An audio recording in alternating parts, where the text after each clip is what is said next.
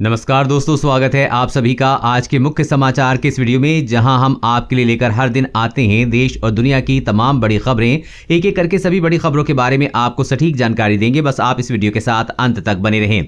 साथ ही आपसे एक छोटी सी रिक्वेस्ट है कि मुझे इस वीडियो को बनाने में बहुत मेहनत लगती है, तो इस मेहनत के लिए वीडियो पर एक लाइक जरूर कीजिएगा। साथ ही वीडियो के नीचे दिए गए इस लाल बटन को दबाकर चैनल को सब्सक्राइब कीजिए और इस घंटी को भी दबाइए ताकि आपको दिन भर की बड़ी खबरों की जानकारी लगातार मिलती रहे। तो चलिए दोस्तों, एक एक करके सभी बड़ी खबरों के बारे में जान लेते हैं। तो दोस्तों, आज की पहली बड़ी खबर की अपडेट की बात करें तो सरकार ने किया नई वाहन कबाड़ नीति का ऐलान। अब 5 साल ज्यादा चला सकेंगे निजी वाहन। जी हां, सरकार ने बहुप्रतीक्षित वाहन कबाड़ नीति यानी कि व्हीकल स्क्रैप पॉलिसी का ऐलान किया है। नई वाहन कबाड़ नीति के मुताबिक 15 साल पुराने वाणिज्यिक वाहनों यानी कि कमर्शियल व्हीकल्स को स्क्रैप किया जाएगा, यानी उन्हें सड़कों पर चलाने की अनुमति नहीं होगी। जबकि निजी वाहन के इस अवधि को 20 वर्ष तय किया गया है, यानी कि अब पुराने वाहनों को 20 साल बाद स्क्रैप किया जा सकेगा। इससे पहले 15 साल पुराने निजी वाहनों को सड़कों से हटा दिया जाता था। पुरानी गाड़ियां अब प्रदूषण फैलाती हैं। बढ़ते वायु प्रदूषण को नियंत्रित करने की दिशा में सरकार ने यह कदम उठाया है। इससे ईंधन दक्ष पर्यावरण अनुकूल वाहनों को प्रोत्साहन मिलेगा, प्रदूषण को कम करने और तेल आयात बिल को कम करने की मदद मिलेगी। ऑटोमेटेड फिटनेस सेंटर बनाए जाएंगे जहां इन वाहनों को ले जाना होगा। निजी वाहनों को 20 साल बाद और कमर्शियल वाहनों को 15 साल बाद इन ऑटोमेटेड फिटनेस सेंटर पर ले जाना होगा। इस योजना का पूरा ब्यौरा मंत्रालय द्वारा जल्द ही जारी किया जाएगा। सरकार पिछले कुछ दिनों से वाहन कबाड़ नीति पर काम कर रही थी। कुछ दिनों पहले ही सड़क परिवहन एवं राजमार्ग मंत्री नितिन गडकरी ने नई वाहन कबाड़ नीति को मंजूरी दी थी। साथ ही पुराने वाहनों को कबाड़ में देने के बदले नए वाहन खरीदने के लिए सरकार प्रोत्साहन राशि भी देगी। और अगली बड़ी खबर की बात करें तो गहराती दोस्ती, बाइडेन प्रशासन ने F-16EX विमान भारत को देने की मंजूरी दी। जी हां, वायुसेना को जल्द अमेरिका सबसे अत्याधुनिक युद्धक विमान F-16EX मिल सकता है। भारत के साथ बढ़ती दोस्ती का संकेत देते हुए अमेरिका सरकार ने F-15 श्रृंखला के सबसे नए स्वरूप को विमान भारत को देने की मंजूरी दे दी है। ये बहुउद्देशीय होने के साथ साथ हर मौसम और रात में भी हमला करने में सक्षम है। बोइंग उपाध्यक्ष मरियन एच लेनी ने बताया है कि दोनों देशों की सरकारों के बीच चर्चा हुई है और फिर दोनों देशों की वायुसेना ने F-15EX के बारे में सूचनाओं का आदान प्रदान किया है। लेनी ने कहा है कि भारत को F-15EX विमान देने के हमारे लाइसेंस संबंधी अनुरोध को अमेरिका की सरकार ने स्वीकार कर लिया है। अमेरिकी सरकार का यह निर्णय भारत के साथ मजबूत दोस्ती का प्रतीक है।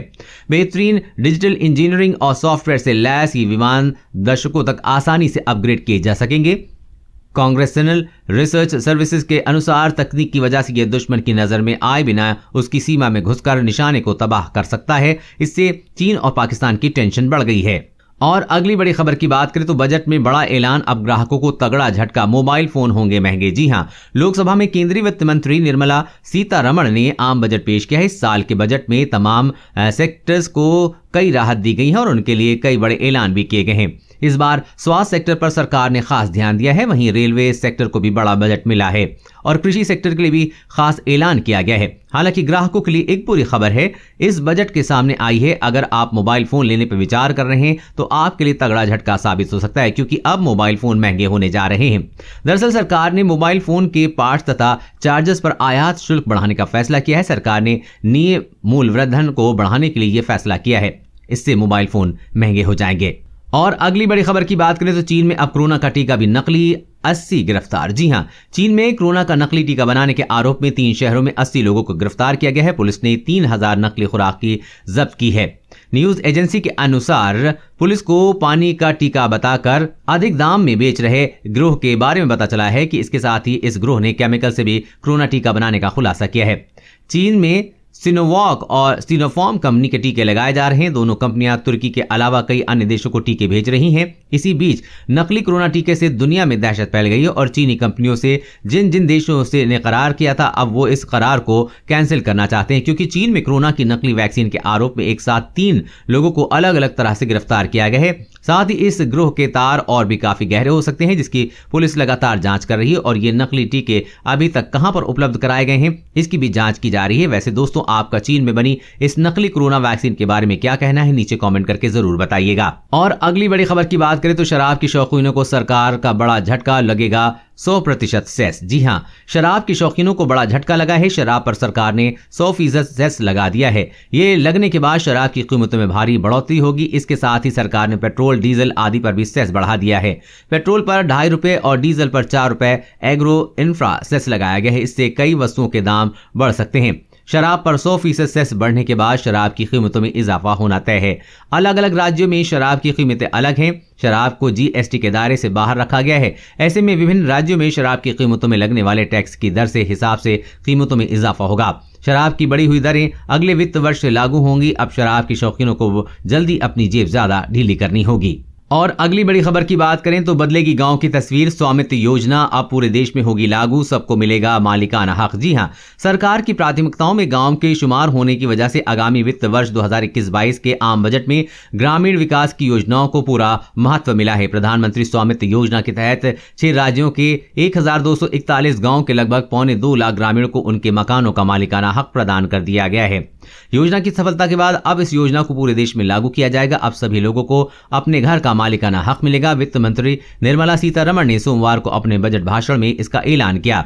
ग्रामीण विकास इंफ्रास्ट्रक्चर फंड के लिए 40,000 करोड़ रुपए का प्रावधान किया गया है। पिछले वित्त वर्ष के मुकाबले ये 10,000 करोड़ रुपए अधिक है, जबकि ग्रामीण क्षेत्रों में रोजगार देने वाले लोकप्रिय मनरेगा के लिए 71,000 रुपए का बजट प्रावधान किया गया है। और अगली बड़ी खबर की बात करें तो सुप्रीम कोर्ट में हुई सोशल मीडिया को कानून के दायरे में लाने पर सुनवाई, केंद्र में जवाब मांगा।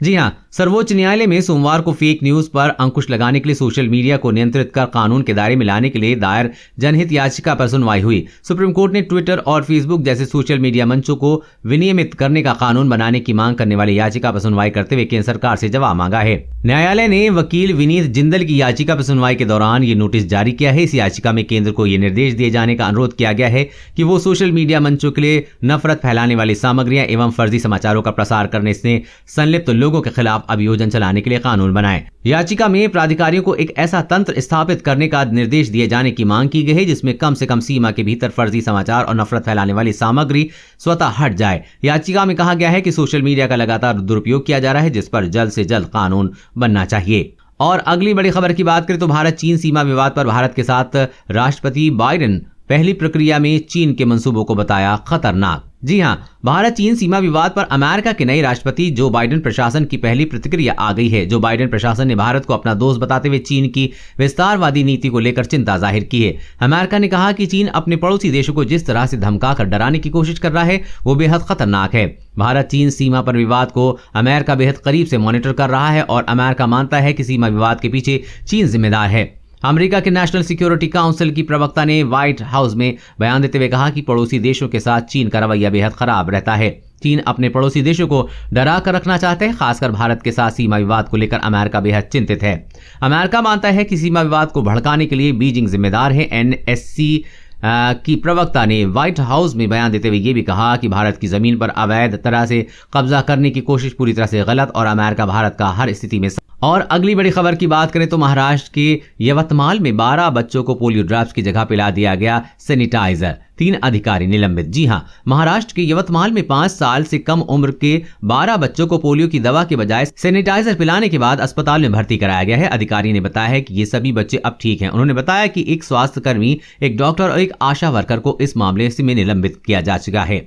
अधिकारी ने बताया कि यवतमाल में 5 साल के कम उम्र के 12 बच्चों को पोलियो की बूंदों के बजाय सैनिटाइजर की ड्रॉप दे दी गई।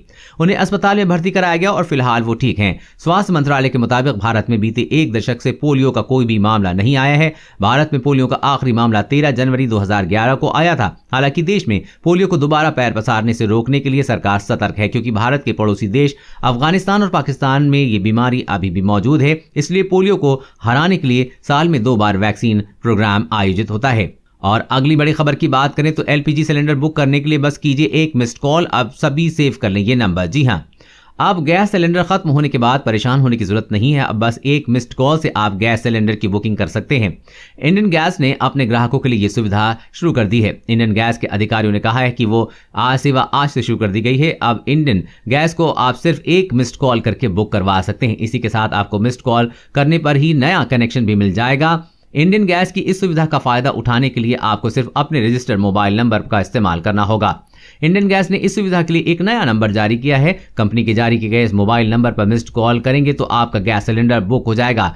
इंडियन ऑयल एलपीजी ग्राहक आप देश के किसी भी हिस्से में बस एक मिस्ड कॉल करके अपना सिलेंडर बुक कर सकते हैं। मिस्ड कॉल के लिए इंडियन द्वारा जारी किया गया नंबर 8454955555 है। मिस्ड कॉल के जरिए गैस सिलेंडर बुक बेहद आसानी से हो जाता है और पहले की तरह अब ग्राहकों को लंबे समय तक कॉल होल्ड पर नहीं रखना होगा। दोस्तों, आज की खबरों में बस इतना ही। इसी तरह हर रोज काम की खबरें जानने के लिए आप हमेशा हमारे साथ जुड़े रहें। हमारे साथ जुड़ने के लिए वीडियो के नीचे दिए गए इस लाल बटन को दबाएं और साथ ही इस घंटी को भी दबाइए ताकि आपको हर खबर की सटीक जानकारी मिल सके। जय हिंद, धन्यवाद।